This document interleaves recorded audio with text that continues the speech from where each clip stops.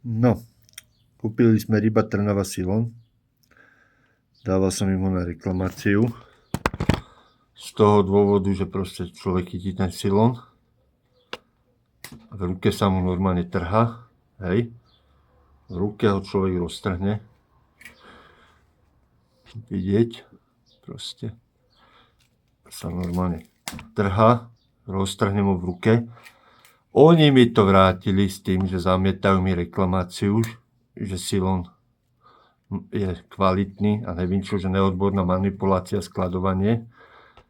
S tým, že ja som kúpil, namotával na cievku, odmotal som neviem koľko metrov a proste človek vidí, že sa mu v ruke trhá. Tu je polka cievky vymotanej, čo som im tiež vrátil, že proste na chuja. A človek keď pozrie, sa normálne roztrhne, hej. Silon, podotýkam 30, 17 kg. Hej. Neodborná manipulácia, neviem čo všetko. Zlé skladovanie, výhovorky starých materí. Proste človek chytí ten silon a on sa roztrhne. Ja ho v rukách roztrhem.